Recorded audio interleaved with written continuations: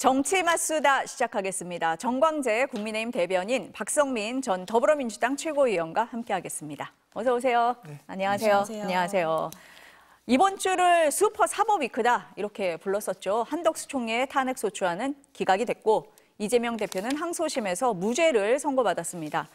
오늘 선고될 수도 있다고 봤던 윤 대통령 탄핵 심판 선고는 4월로 넘어가는 분위기입니다. 이런 상황 여론에 어떻게 반영됐을까요? 우선 갤럽 여론조사부터 보겠습니다.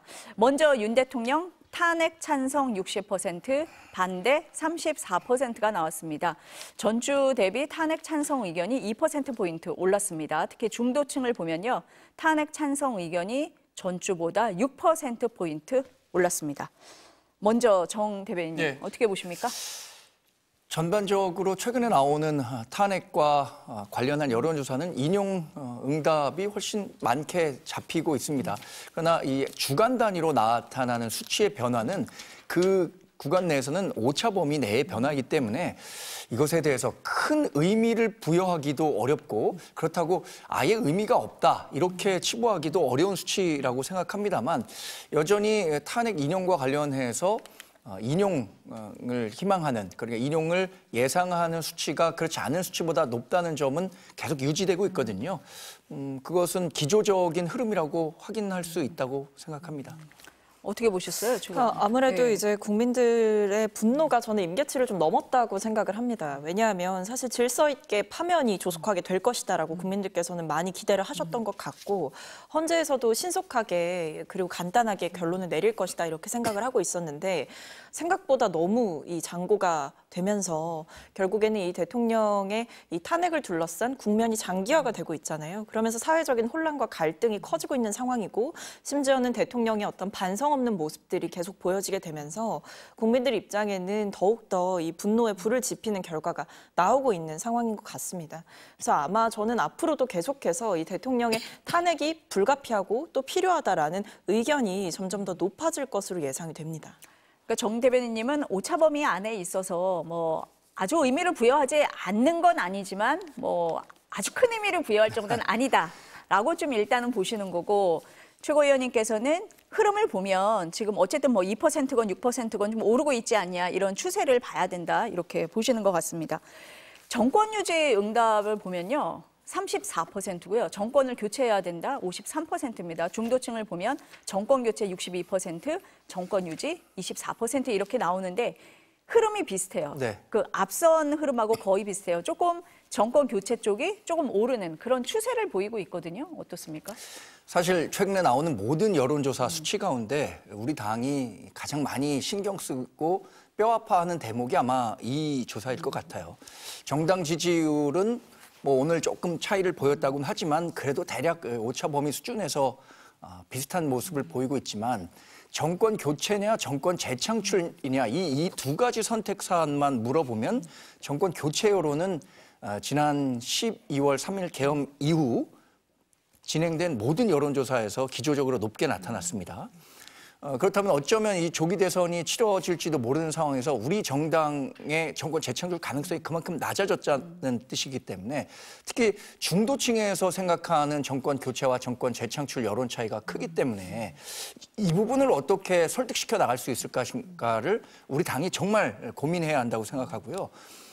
우리 당 여전히 강성 지지자들이 있고 중도 외연을 확장해서 외연을 확장해야 한다는 분들이 있습니다. 이런 현실적인 수치를 놓고 봤을 때는 우리가 이 강성 지지자들의 지지를 확인하는 것도 중요하지만 어쨌든 중도 쪽의 표를 받아서 정권 재창출 가능성을 다만 1%포인트라도 높이려는 그런 노력들이 우리 정당에서 나와야 한다라는 어떤 반성의 계기가 되는 수치라고 생각합니다. 국민의힘에서 중도층에 지금 이렇게 관심 있게 보고 있는데 앞서서 탄핵 뭐 찬반 여론이라든지 정권 유지 교체 응답이라든지 중도층에서 조금 더 국민의힘에서 원하는 거하고 지금 반대로 가고 있는 흐름을 보이고 있기 때문에 조금 우려되는 바가 있다라는 거고요. 최 고위원님은 어떻습니까? 근데 제가 봤을 때는 뭐 당연한 결과인 것 같아요. 왜냐하면 이제 대통령의 불법 계엄 선포 이후에 국민의힘에서 어떤 절치부심하는 모습이라던가 정말 석고대죄하는 모습 이런 것들을 전혀 보여주지 않았고 오히려 대통령의 지지층 잡기에만 혈안이 되면서 사실상 대통령과 정치적 노선을 같이 가고 있다 이렇게 봐야 되는 거거든요. 그래서 뭐 일부 대통령의 지지층이 결집하는 효과는 있었을지언정 저는 거기에 분명한 확장성의 한계는 존재한다라고 보고 있습니다. 그리고 중도층이 이렇게 계속해서 민심이 움직이고 있고 또 대통령 탄핵에 찬성하거나 정권 교체가 필요하다라는 여론이 높아지는 것 자체가 국민의힘의 전략이 완전히 실패했다라는 걸 의미하는 동시에 대통령의 이 비상계엄에 대한 국민들의 분노가 정말 상당하다라는 걸 확인해 볼 수 있는 대목이고요.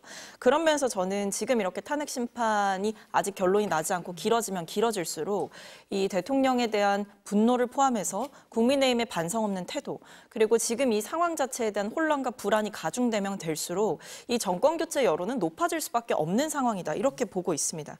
그래서 저는 반 윤석열, 반 국민의힘 정서가 커지고 있는 흐름이고 오히려 대통령 지지층의 결집은 이제 될 만큼 됐다. 그러니까 그 이상의 확장성을 가져갈 어떤 명분도 없고 어떤 논리적인 근거도 없는 상태가 됐다 이렇게 보입니다. 최고위원님 보시기에는 윤석열 대통령 탄핵 심판 선고가 늦어지고 있는 그 흐름이 이 추세에 지금 반영이 되고 있다. 그러니까 오히려 사실 예. 관망하던 중도층이 있을 수도 있는 거잖아요. 중도층을 보면 그런 면이 보인다. 네, 그럴 네. 수도 있었던 건데 이게 점점 중도층의 여론이 점점 더 확실한 방향으로 가고 있거나 뭐 탄핵에 찬성하는 쪽이 점점 늘어나고 있다라는 것 자체가 냅두면 알아서 탄핵이 될 줄 알았고 파면이 될 줄 알았는데 상황을 보니까 그렇지 않은 것 같네. 이건 아니지라는 정서가 저는 커지고 있다고 생각을 해요. 그러니까 이게 보통 어떤 정책을 가지고 경쟁하거나 정치적인 신념을 가지고 다투는 상황이 아니라 사실은 대한민국의 질서가 무너진 상황이고 민주주의 자체가 부정당하고 있는 상황으로 가고 있다라는 어떤 엄중한 판단 인식이 좀 깔려 있는 게 아닌가 싶어서 이 사안의 중대성과 이렇게 길게 이어지고 있는 이 국면 자체에 대해서 좀 동의하지 못하는 분들이 점점 더 적극적으로 의사표시를 하게 되는 흐름이 아닌가 싶습니다. 그럼 정당 지지도는 어떻게 보시는지 한번 볼게요. 민주당이 41%, 국민의힘이 33%예요. 정 대변인님이 앞서서 말씀을 하셨지만 그렇게 큰 차이는 없어 보였었는데 오늘 보니까 올 들어 처음으로 오차범위 밖에서 민주당이 국민의힘을 추월을 했거든요. 어떻게 보십니까? 이번에 나타난 그 성향은 대부분 일맥상통한 것 같습니다. 흐름이 그러니까 비슷해요, 지금. 큰 흐름 속에서 이 설문조사에 응한 사람들 얼마나 정치적 성향이 뚜렷한 사람들이 더 적극적으로 참여했느냐에 따라서 이 수치는 조금 변화할 수 있다고 생각합니다. 그런 부분도 있을 것 같고 박초원님 말씀하신 것처럼 저도 이 전반적인 여론이 탄핵과 또는 중도층에서의 탄핵 찬성 여론과 이런 것이 높게 나오기 시작한 배경에는 탄핵 재판이 좀 생각보다 오래 가면서 어떤 피로감이 나타난 거 아닌가라고 조심스럽게 예측해 봅니다. 그런 측면에서 본다면 저는 정치적 불확실성을 줄이기 위한 헌법재판소가 빨리 탄핵 선고와 관련해서 결론을 내려주는 것이 중요하다고 생각하고요. 그런 불확실성이 해소된 이후에 조기 대선으로 가든 아니면 윤석열 대통령이 직무로 복귀하든 그 후에 나오는 여론의 변화가 중요하지 지금은 저는 뭐 아주 큰 의미를 두기는 어려운 수치라고 생각합니다. 일단 흐름 자체는 비슷하게 가고 있다. 최고위원님 어떻게 보세요? 근데 사실 이제 국민의힘이 지금 제대로 하고 있는 게 저는 없다고 생각해요. 왜냐하면 국민의힘이 최근에 했던 주장들을 보시면 이재명 대표를 비판하는 데 열을 올렸고요. 그게 아니라면 이제 헌재를 공격하는 데 열을 올리고 아니면 뭐 수사기관들을 비판하거나 그러니까 예를 들면 공수처를 때리거나 이런 식으로 이제 대통령의 탄핵 심판과 결부시켜서 굉장히 정치적인 공격을 폈단 말입니다. 그러니까 이것 자체가 국민의힘 안에서 어떤 지금 대통령과의 정치적인 절연을 한다라고 하거나 아니면 정치적인 노선을 완전히 달리 간다라고 하거나 대통령의 이 불법 계엄 건을 사실은 국민의힘과 좀 정치적으로 분리를 할 수 있음에도 불구하고 그 시도 자체를 저는 포기했기 때문에 지금 상황에서 이 대통령에 대한 반감과 국민의힘에 대한 반감이 같이 이렇게 합치되는 결과를 보여주고 있다. 그런 면에서 국민의힘에 더 이상 지지를 할 이유가 없고 국민의힘으로부터 돌아설 수밖에 없는 흐름도 만들어지고 있고 그리고 민주당이 그에 비하면 어쨌든 질서 정연하게 민주당은 한 목소리로 대통령의 파면을 촉구하고 있고 뭐 최근에 있었던 이재명 대표의 어떤 재판에서도 2심에서 무죄가 나오기도 하고 이런 식으로 민주당 앞에 놓여있던 장애물 내용물이나 불확실성은 하나씩 제거가 되고 있는 상황이고 사실은 야당임에도 불구하고 민주당이 어떤 정책에 대한 주도성을 가져가고 있는 측면도 있어요. 추경에 대한 제안도 그랬고요. 아니면 뭐 상속세와 관련한 이야기들도 그랬고 여러 가지 이제 민생과 관련돼서 건드릴 수 있는 부분들을 민주당에서 보다 주도적으로 이야기를 하게 되면서 여당이 여당으로서의 정책적인 주도성도 가져가지 못했고 그리고 동시에 정치적인 주도성도 놓친 지 오래다. 그렇기 때문에 민주당이 이 흐름을 주도해가고 있는 상황인 만큼 이 민주당이 좀 준비된 야당으로서 여러 가지 안정감 있는 모습을 보여드렸기 때문에 민주당에 조금 더 많은 지지를 보내주시고 계신 게 아닌가. 민주당 앞에 놓여있던 불확실성들이 하나씩 제거가 되면서 보다 선명한 방향으로 나아가고 있다. 이렇게 보고 있습니다. 이 갤럽에서 조사한 기간을 보면요. 3월 25일부터 27일까지거든요. 지금 박성민 최고위원이 이재명 대표의 그 무죄 얘기를 했는데 그게 26일이에요. 그러니까 아마 조사 기간에 한 일정 부분 반영은 됐을 것 같아요. 이게 오후에 선고가 났으니까 뭐 그날 저녁하고 27일 날 응답에서는 일부 반영이 됐을 것 같은데 그런 부분이 긍정적으로 작용했다 이렇게 보시는 겁니까? 긍정적인 요인이 충분히 될 수 있죠. 왜냐하면 사실 판단을 유보하셨던 분들도 있을 거예요. 혹은 부정적으로 뭐 이재명 대표라던가 민주당 관련해서 판단하셨던 분들, 특히 뭐 이제 국민의힘 측에서 계속 주장했던 어떤 사법적인 문제가 있는 사람이지 않느냐 이런 부분들에 대해서 법원에서 특히 2심을 통해서 깔끔하게 무죄로 이제 정리가 됐기 때문에 이재명 대표에 대해서 조금 걱정됐던 부분들, 우려했던 사안들도 한 개씩 다 정리가 됐다. 그런 의미에서 민주당에게 더 마음을 주실 수 있는 어떤 그 요인들이 충분하게 작동을 하고 있기 때문에 그렇다고 보이고요. 저는 뭐 사법 리스크뿐만 아니라 사실은 민주당에서 이번에 뭐 산불과 관련한 행보를 하는 모습을 봐도 그렇고 아니면 민생에 대해서 적극적으로 논의를 하자라고 이야기를 하는 태도들 이런 것들도 다 전반적으로 반영이 되지 않았을까 싶습니다.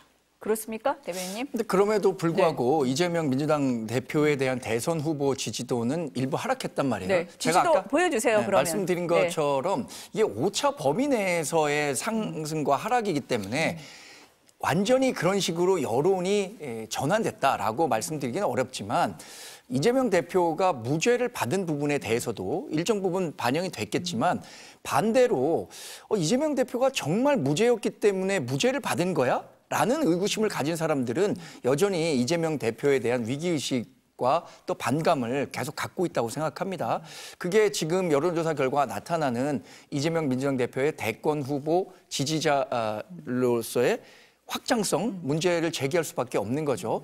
그렇다고 뭐 우리 당 지지하시는 분들이 우리 당 대권 후보들의 지지율도 낮기 때문에 이것에 대해서 뭐 큰 의미를 두기는 어렵지만 일단 이재명 대표가 앞서는 건 뭐 저는 뭐 기정사실이라고 생각합니다. 어느 조사를 보더라도 이재명 대표가 지난 대선에서 나왔었고 일극체제 민주당을 만들면서 윤석열 대통령과 가장 대척점에 있었기 때문에 차기 그 대권 경쟁이 있다면 당연히 우위를 점하고 있는 것은 맞습니다만 앞으로의 과정을 봤을 때 그런 확장성을 여기서 확인할 수 있느냐 그 부분은 저는 별개의 문제라고 생각합니다. 지금 이 조사된 걸 보니까 차이가 거의 없어요. 대변인님 말씀하신 것처럼 다 조금씩 떨어졌는데 한동훈 전 대표만 1%포인트 오른 정도거든요, 지금. 그러니까 지금 대변인님 보시기에는 뭐 이재명 대표가 항소심에서 무죄를 받은 부분이 이번에 뭐 그렇게 크게 반영이 됐다라고 읽을 수 있는 대목은 아니다라고 보시는 거네요. 최고위원님 어떻습니까? 저는 이렇게 좀 비유를 드려보고 싶어요. 국민의힘 같은 경우에는 지금 우리가 보고 있는 표에서도 나오지만 이제 주자가 4명 정도 이렇게 잡히고 있잖아요. 뭐 김문수, 한동훈, 오세훈, 홍준표 이렇게 4명이 잡히고 있는데 사실 지지율 자체가 굉장히 낮은 상황입니다. 이 4분을 다 합쳐도 사실 이재명 대표에 못 미치는 상황이에요. 그렇기 때문에 이재명 대표의 지지율이 떨어졌다라고 하는 게 얼마나 유의미한 분석이 될 수 있을까라는 의구심이 한편으로 있고요. 이런 거죠. 이제 국민의힘은 좁은 운동장에 선수가 많은 상황인 겁니다. 근데 민주당 같은 경우에는 넓은 운동장에 이제 선수가 한 명 있는 거예요. 그러니까 이 넓은 운동장이 있는 만큼 더 많은 사람들을 끌어들일 수 있는 요인이 존재하는 상황인 거고 이 사람들을 얼마나 더 이 안으로 품을 건가 이 문제가 남아있는 겁니다. 근데 국민의힘의 문제는 뭐냐? 근본적으로 운동장 자체가 좁다는 겁니다. 그러니까 이 운동장을 어떻게 넓힐 거냐? 그러니까 이 당 자체가 지금 어떻게 보면 굉장히 극우화되는 흐름이 있는 거 아니냐? 혹은 내란 자체에 대해서도 지금 입장 자체를 정리를 못하고 있는 상황 아니냐? 그렇다고 한다면 이 운동장을 어떻게 넓힐 거냐 이 문제가 남아있는 건데 그 부분에서는 사실 고민의 난이도가 이미 넓은 운동장에 사람들을 더 많이 모으는 것과 운동장 자체를 넓히는 일과 이건 완전히 고민의 결과 무게가 다른 거죠. 그렇기 때문에 저는 이재명 대표가 앞으로 여러 가지 이제 시간이 남아있기 때문에 정책적인 행보라든지 아니면 국민들과 보다 가까워지는 행보들을 보이면 보일수록 사람들은 더 많이 들어올 수 있는 요인이 있는데 국민의힘 같은 경우는 이 노선 자체를 근본적으로 바꿔야 되는 문제가 있는 거예요. 그러니까 쉽게 말씀드리면 대통령을 부정할 수 있냐? 대통령이 잘못했다라는 이야기를 다시 한번 꺼낼 수 있겠느냐? 용기 있게 그 얘기를 할 수 있겠느냐? 이 질문을 드려보고 싶은 겁니다. 근데 여기에 대해서 지금 사실 되게 많은 주자들이 사실은 저도 좀 이해할 수 없는 흐름이긴 합니다만 말로는 탄핵은 이제 기각될 거다라고 하면서 대선은 준비하는 흐름이고 계엄할 만했다라고 이야기를 하면서도 사실은 또 계엄이 잘못됐다 이런 이야기를 일각에서 하고 있기 때문에 어떤 이런 국민의힘의 오락가락하는 행보 자체가 운동장 자체를 넓히지 못하는 이런 불상사를 만들어내고 있는 거다라고 생각합니다. 운동장 얘기를 하셨으니까 저도 네, 운동장 네, 얘기를 네, 좀 하겠습니다. 보시면은 네. 34%로 이재명 대표의 정치 지도자 선호도가 가장 높지만 저기 표시되지 않은 없음이 사실 가장 높습니다. 없음이라는 큰 운동장이 남아있기 때문에 우리 당은 그 없음을 선택한 사람들의 표심을 자극할 수 있는 얘기들을 계속해야겠죠. 사실 우리가 갖고 있는 정치 지도자에 대한 비호감도, 그러니까 내가 다음 선거에서 누구는 뽑지 않겠다라는 조사를 해보면 수치를 언급드릴 수는 없겠지만 그런 부분들에 대한 그 여론조사들이 많이 나와 있단 말이에요. 그 없음이라고 답한 사람들이 다음 대선이 이뤄진다면 누구를 뽑겠느냐, 이 부분에 대해서 고민을 해야 된다고 생각하고, 뭐 말씀하신 내용 깊이 새기겠습니다. 우리 당이 이 없음 진영에 있는 이 사람들을 어떻게 설득시켜서 정말 정권 재창출이 대한민국의 미래에 훨씬 더 좋은 대안이라는 점을 말씀드릴 시간이 이제 남아 있다고 생각합니다. 국민의힘이 조금 더 복잡할 거다. 네, 충분히 네. 공감합니다. 공감을 저희가 하시는 민주당의 겁니까? 네. 지금 이재명 1급 체제보다는 우리 당은 지금 내분의 지지도가 비슷한 수준에서 유지되고 있단 말이에요. 그리고 말씀하신 계엄과 관련해서 어떤 판단을 하고 있는가, 탄핵과 관련해서는 어떤 판단을 하고 있는가에 대해 각자의 생각이 다르기 때문에 이것을 하나로 지금 모아내지 못하고 있는데, 저는 만약에 이게 그 1대1 구도의 대선 구도로 확정이 되는 순간 이 없음 진영을 비롯해서 우리 진영의 그 후보를 지지했던 사람들이 하나로 모일 수 있다고 생각하기 때문에 거기에서 희망을 봅니다. 조기 대선이 확정이 되고 된다면 말이죠. 또 이제 본선으로 가면은 상황이 달라질 수도 있다. 네. 지금은 좀 어렵지만 달라질 수 있다. 지금 어렵다는 사실을 네. 제가 인정 안 할 수는 없는 상황이죠. 네, 네. 근데 사실 이제 국민의힘도 저는 윤석열 1급 체제라고 생각해요. 지금의 흐름을 보면 뭐 주자가 다양하다 뿐이지 보면 다들 윤석열 대통령의 지지층을 어떻게 끌어올 거냐 이 부분에 골몰하게 되면서 결국 여기서의 문제는 대통령이 한 행위에 대해서 제대로 비판하지 못하는 행태가 벌어지고 있다라는 거죠. 물론 뭐 한동훈 대표께서는 뭐 일부 이제 지적을 하고 뭐 비판을 하시기도 했지만 사실 최근의 메시지를 보면 좀 톤 다운을 하는 모습이 보이거나 이 안에서 배신자로 낙인 찍히는 거에 대한 상당한 두려움이 있기 때문에 탄핵에 뭐 찬성한다라고 하셨던 분들도 뭐 난 찬성한 적이 없다 이런 식으로 의원들조차도 메시지를 내고 있는 상황이잖아요. 이런 약간 따뜻한 아이스 아메리카노 같은 행보들을 다들 보여주시니 국민들이 보셨을 때는 좀 애매한데? 라는 생각이 들 수밖에 없는 거죠. 탄핵 심판 선고가 늦어져서 민주당도 답답하지만 아마 국민의힘도 복잡할 거다. 뭐 이런 말씀이신 것 같습니다. 이재명 대표가 공직선거법 사건에서 2심에서 무죄를 선고를 받았는데 검찰이 바로 선고를 했습니다. 이번 판결의 위법성이 중대하고 도저히 수긍하기 어렵다. 어떻게 보십니까? 뭐 2심 판결 자체에 대한 부정을 할 수는 없습니다. 그러나 그 판결에 대한 다양한 의견은 제시할 수 있다고 생각합니다. 이 판결에 쉽게 수긍할 수 있는 국민은 저는 많지 않다고 생각합니다. 여론조사를 해본 건 아니지만. 왜냐하면 1심에서 2심으로 가는 과정에서 1심 집행유예 이상형을 받은 사람이 2심에서 무죄 받을 확률 지난 3년간 사법 판례를 보니까 1.7%였다 그래요. 그 1.7%의 기적과 행운이 어떻게 이재명 대표에게 찾아갈 수 있었는가. 이것은 다양한 해석이 가능하겠지만 일부 사법부에서 봐주기를 한 거 아니냐라는 해석도 가능하다는 거죠. 그리고 이재명 대표가 그동안의 사법 리스크를 극복하는 과정을 놓고 본다면 법원에서 결정적으로 이재명 대표에 대해서 면죄부를 줬단 말이에요. 그것이 이재명 대표가 아니라 일반인 이재명에게도 똑같이 적용될 수 있었을까? 이런 마음들을 우리 국민들이 갖고 있을 거라고 저는 생각하기 때문에 대법원 판결 당연히 가서 대법원의 판결을 기다려봐야 하는 거고 저는 법리에서 오해가 있었다는 측면을 검찰이 강조하고 있거든요.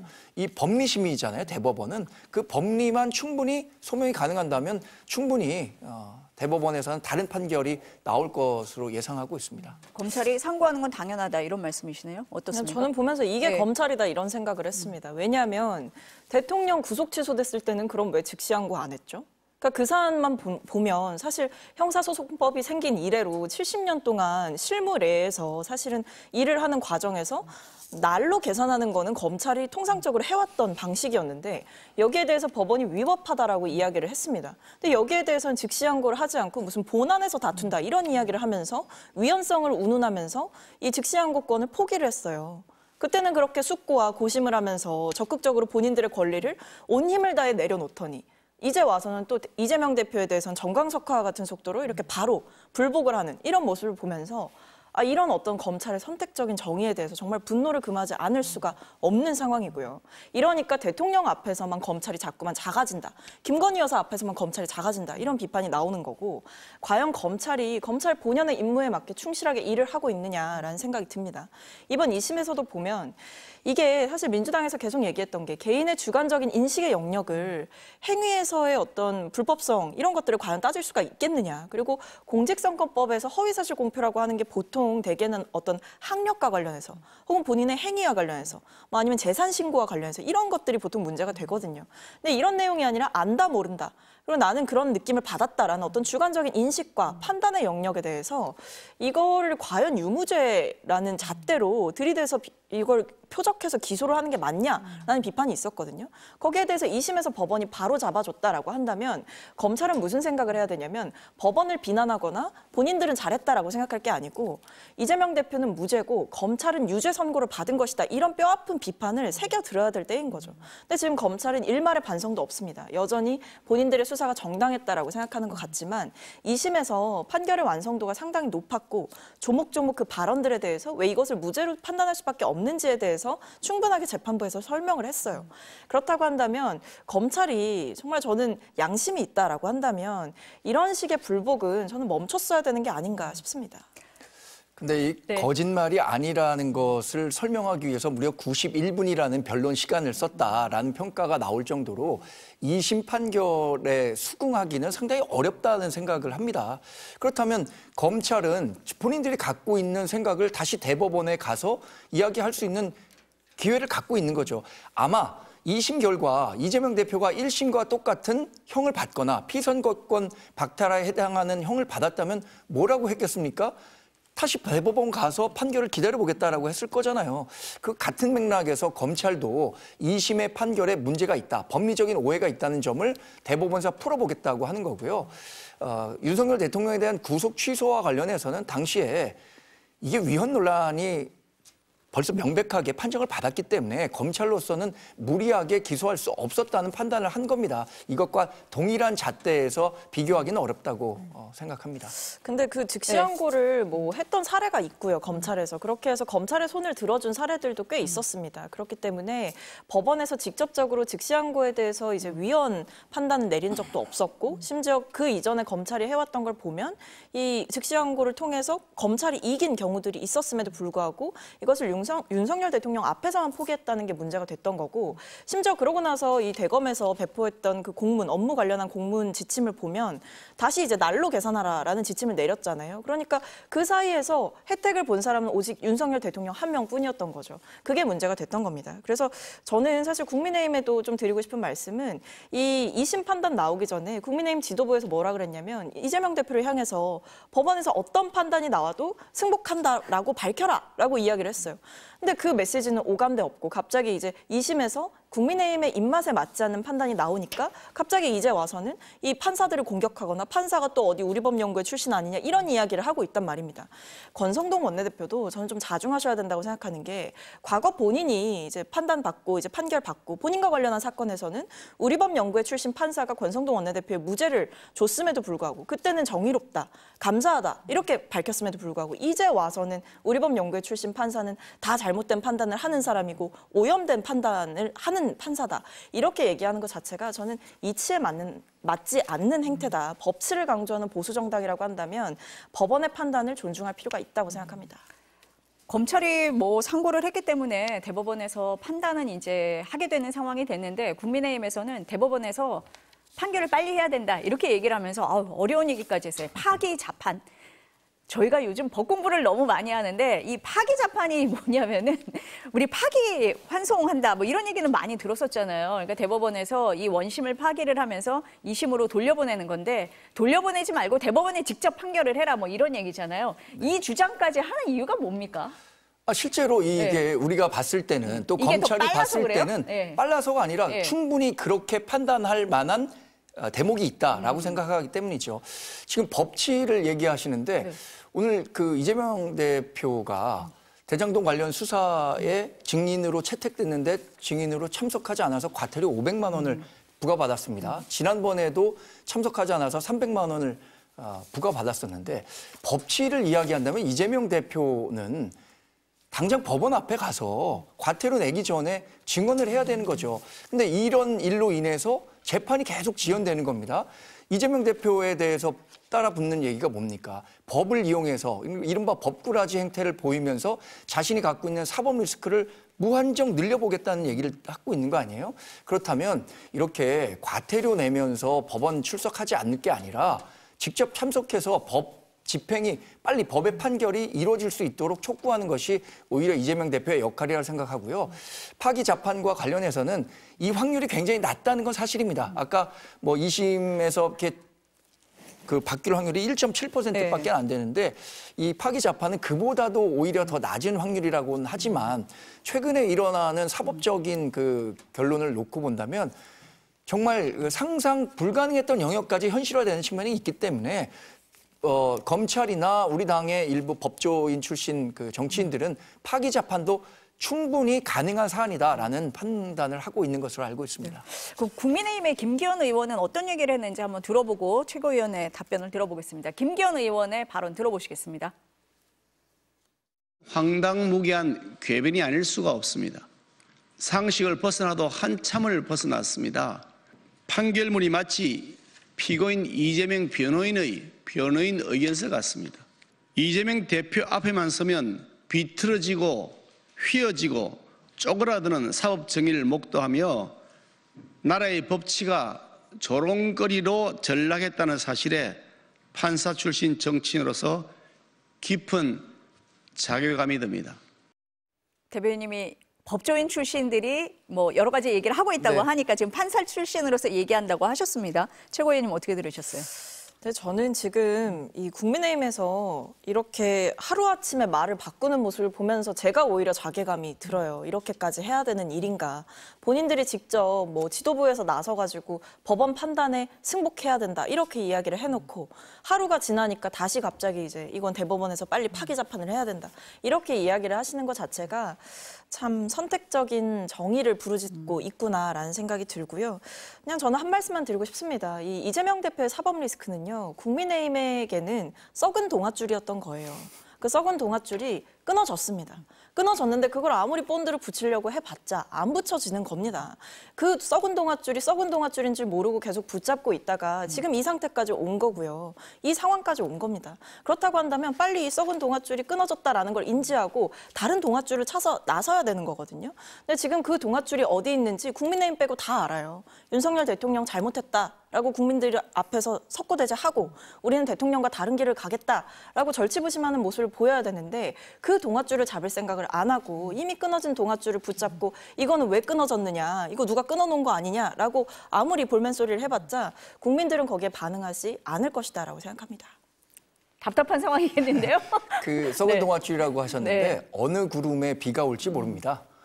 이재명 대표가 지금 5개 재판 받고 있는데요. 이 사법 리스크 5개의 구름 가운데 어느 구름에서 정말 비가 쏟아져서 이재명 대표의 그 피선거권이 박탈될지는 사실 모르는 일입니다.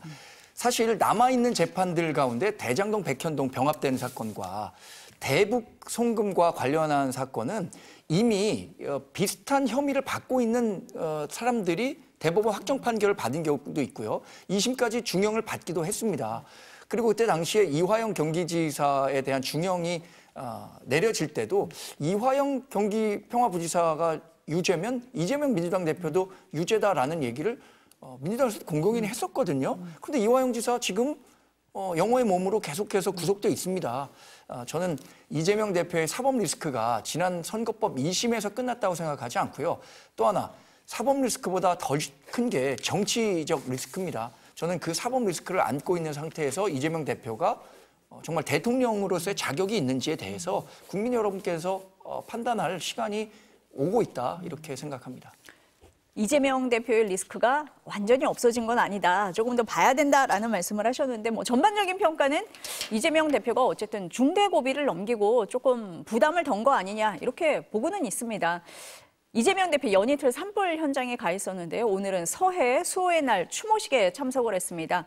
천안함 연평해전 전사자를 기리는 행사인데요. 이 대표가 대표 취임 이후에 참석한 건 처음입니다. 발언 들어보시겠습니다. 민주당은 국민 생명을 위해 숭고한 희생을 감내한 국가 유공자들이 합당한 대우를 받을 수 있도록 앞장설 것입니다. 안보 정책을 두고 다양한 입장이 있을 수 있지만 특별한 희생에 특별한 보상이라는 원칙에 대해 이견이 있을 수는 없습니다. 조국을 지킨 용사들의 헌신에 응답하고 우리의 서해를 굳건한 평화의 바다로 만들어내는 일, 현재를 사는 우리들이 해야 될 일일 것입니다. 최고위원님께 먼저 여쭤볼까요? 좀 이제 가벼운 마음으로 민생 행보, 안보 행보 하는 겁니까? 뭐 적극적으로 지금 하고 있는 상황이라고 봐야 될 거고요. 근데 뭐 가벼운 마음은 아니겠죠. 왜냐하면 지금 상황에서 나라가 너무나 엄중한 상황이고 산불의 피해 같은 경우에도 그 피해 규모가 너무나 크고 인명 피해도 커지고 있는 상황이라 지금 이 국가에 존재하는 공백을 최대한 메워야겠다라는 어떤 사명감이 좀 있으신 게 아닌가 싶습니다. 그리고 저는 뭐 이런 안보 부문에서도 경제 부문에서도 그리고 지금 재난 상황에 있어서도 이재명 대표가 지금 상황을 통해서 어떤 조기 대선을 염두에 두고 움직인다 이런 정치적 계산보다도 정치인이 응당해야 되는 일들을 하는 것이다라고 보는 게 보다 적합한 상황이 아닌가 싶습니다. 지금 뭐 산불도 있고 국정 공백 이런 걸 고려를 하면 뭐 대선을 얘기할 땐 아니다. 할 일을 하고 있다. 어떻습니까? 이재명 대표는 사실 발걸음이 굉장히 가볍죠. 우리 당의 잠재적인 대권 후보들은 조기 대선이라는 가능성이 뭐 있을지 없을지 모르니까 상당히 모든 행동에 조심스럽지만 이재명 대표와 민주당은 그의 자유로운 상황이니까 지금 열심히 대선 행보를 하고 있다고 생각합니다. 근데 오늘 그 서해 수호의 날에 참석하기 앞서서 서해 그 천안함 유가족분들이 이재명 대표에게 사과가 먼저다. 이 민주당과 이재명 대표가 갖고 있는 천안함 폭침에 대한 의견부터 밝혀라. 이렇게 얘기를 했습니다. 실제로 지난 문재인 정부 시절에도 뭐 우리 당 지지하는 분들 많은 분들이 이런 얘기를 했어요. 그래서 천안함은 북한에 의한 폭침입니까? 그런데 정확히 답변 못하는 사람들도 많았거든요. 그리고 정치인이라면 이에 대한 명확한 입장을 밝히고 그 생각에 대한 정치적 판단을 받아야 하는데 이재명 대표도 같은 시험대에 올라야 할 일이라고 생각합니다. 네. 지금 뭐 발걸음이 가볍다 아니다 그런 얘기도 나왔고 이제 대선 후보가 된다면 아마 이런 질문은 더 많이 받게 되는 그런 상황인 것 같습니다. 조기 대선이 있을지 없을지 모르겠다. 이 얘기가 나오는 건 윤석열 대통령 탄핵 심판 선고가 언제 될지 모르기 때문에 그런 면도 있습니다.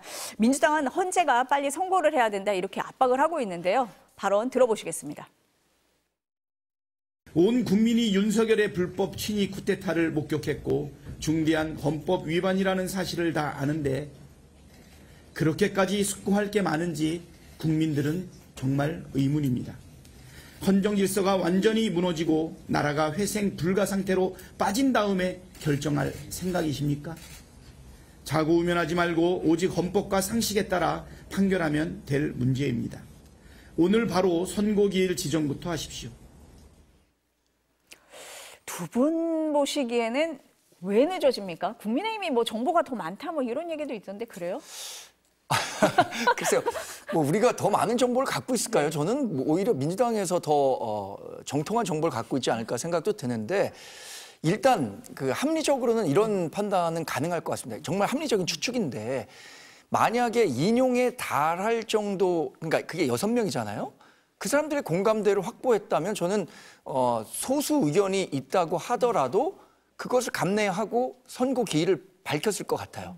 그러니까 한덕수 권한대행에 대한 그 탄핵 재판도 결국에는 5명은 기각하고 2명은 각하하고 1명은 인용했잖아요. 그런 이견이 있음에도 불구하고 선고 기일을 잡아서 발표를 했는데 그러지 못하고 있는 것은 특정 결론에 도달할 만큼의 재판관 수를 확보하지 못했다. 그게 이른바 지금 시중에서 돌고 있는 예를 들어서 5대3 아니겠습니까? 5명은 인용이고 3명은 각하 내지는 기각의 의견을 갖고 있는 것 아니냐라는 추측을 하고 있는 거잖아요. 저는 이게 계속 늦어질 수는 없다고 보거든요. 4월 18일이라는 물리적인 한계가 있기 때문에. 그렇다면 이제 헌재가 좌고면할 필요 없이 지금 갖고 있는 의견이든 아니면은 특정 시일까지는 선고와 관련해서 결론을 내겠다라는 방침을 밝혀주는 것만으로도 일정 부분 정치적 불확실성을 해소할 수 있는 길이라고 판단합니다. 우리가 이거 다 추측의 영역이라서 네. 그렇기는 한데 왜 늦어진다고 보십니까? 글쎄요, 정말 이 헌재가 이제 취재가 안 되는 곳이라고들 이야기를 많이 하고 계세요. 그래서 저도 사실 예측을 하기가 조금 조심스러운 측면이 있습니다. 근데 두 가지가 있을 수 있을 것 같습니다. 뭐 저는 여전히 인용이 될 것이다, 그러니까 파면이 될 것이다라는 데에 대해서는 흔들림이 없는 확신을 가지고 있는데요. 근데 그와 별개로 이게 만장일치가 될 수 있을 거냐에 대한 우려는 사실 조금씩 현실적으로 생기고 있는 상황입니다. 근데 그럼에도 불구하고 이제 두 가지는 뭐냐면 첫 번째는 만장일치인데 어떤 세부적인 쟁점이라든지 대통령 측에서 제기했던 논란들 이런 부분들을 굉장히 정교하게 정리하고 의견을 만들어가고 있는 과정이기 때문에 이 부분에 있어서 시간이 생각보다 길어지는 거 아니냐라는 해석이 가능한 거고 그게 아니라고 한다면 의견 자체가 방금 앞에서 대변인께서 말씀해 주신 것처럼 5대3으로 갈리고 있는 상황이기 때문에 결국 한 명을 더 끌어와야 되는 싸움을 하고 있는 거다. 그 과정 가운데에서 좀 시간이 길어지고 있는 상태다. 이렇게 볼 수가 있을 것 같은데요. 근데 저는 어떤 예측을 하기보다도 헌재에 좀 말씀을 드리고 싶은 건 헌재가 결국 왜 만들어졌는지 그 부분에 대해서 한 번 더 말씀을 드려보고 싶어요. 왜냐하면 헌재는 헌법을 수호하는 최후의 보루입니다. 그러니까 우리나라의 헌법 질서가 무너질 수 있을 때 그 절체절명의 국면에 있을 때 헌재가 중심을 잡고 이 나라의 안정을 도모해야 하고 그리고 헌법 질서를 수호하는 그 역할을 최종 병기로서 사실은 해줘야 되는 거거든요. 근데 저는 아직까지 헌재가 이 판단을 대통령과 관련한 판단을 차일피일 미루고 있는 것 자체가 그게 뭐 의견이 합치가 안 돼서든 정치적인 부담을 느끼기 때문에 회피를 하고 있는 것이든 어쨌거나 지금 상황까지 왔다라는 거는 저는 헌재가 지금 상황은 직무유기를 하고 있는 거다라고 저는 비판을 하고 싶습니다. 헌재의 판단을 존중해야 하고 헌재의 시간을 존중해야 하지만 지금 이건 너무 지체됐어요. 너무 지체됐고 여기에 따라서 이 수반되고 있는 사회적인 갈등과 혼란 그리고 국민들의 불안과 분노가 커지고 있다라는 걸 헌재도 모르지 않을 거라고 생각합니다. 어쨌거나 저는 헌재에서 조속하게 결론을 내려야 되는 것이고 그 결론은 본인들의 정치적인 어떤 계획이나 혹은 부담 이런 것에 이제 휘둘릴 것이 아니라 헌법과 법률이라는 명확한 근거가 있고 대통령의 계엄이 그에 반한다라는 근거가 명확하다고 한다면 헌재가 더 이상 망설일 이유가 무엇이겠느냐 저는 묻고 싶습니다. 박찬대 원내대표가 늦어지면 왜 늦어지는지 이유라도 좀 얘기를 해달라 뭐 이런 얘기도 했었잖아요. 이게 좀 늦어지면서 또 이재명 대표가 항소심에서 무죄를 받으니까 국민의힘에서는 윤 대통령 선고도 기각으로 날 거다 뭐 이런 얘기를 많이 하는 것 같은데 그렇습니까? 그 최근에 사법부의 판단을 놓고 보면 우리가 예상했었던 것을 벗어나는 결론들이 굉장히 많이 나온 것 같아요. 그 중심에는 피고인의 이익으로라는 측면이 작용하고 있다고 생각하거든요. 이번에 이재명 민주당 대표에 대한 무죄를 그 판단하면서도 의심스러울 땐 피고인의 이익으로라는 법원을 준용해서 이 판단이 나왔다고 생각하고 그렇다면 지금 탄핵 재판을 받고 있는 윤석열 대통령의 재판 과정에서도 의심스러울 땐 피고인의 이익으로라는 것이 우선된다면 절차적 문제도 있고요. 절차적 문제라는 건 이제 탄핵 소추안의 동일성이 훼손됐느냐 안 됐느냐 이 문제와 관련한 내용이고 또 내란 행위와 관련한 내용들에 대해서 어떻게 판단할 수 있느냐 이것도 형사재판이 진행되니까 말이죠. 이런 것들을 고려한다면 어느 때보다 그러니까 과거 어느 때보다 윤석열 대통령에 대한 기각 각하 가능성은 커졌겠죠. 그러니까 맨 처음에 탄핵 재판이 시작됐을 때는 많은 분들이 이거 귀결은 결국 인용이 되는 거 아니야? 라고 생각하는 분들이 많았겠지만 지금은 그런 여론이 굉장히 많이 적어든 것도 사실이거든요.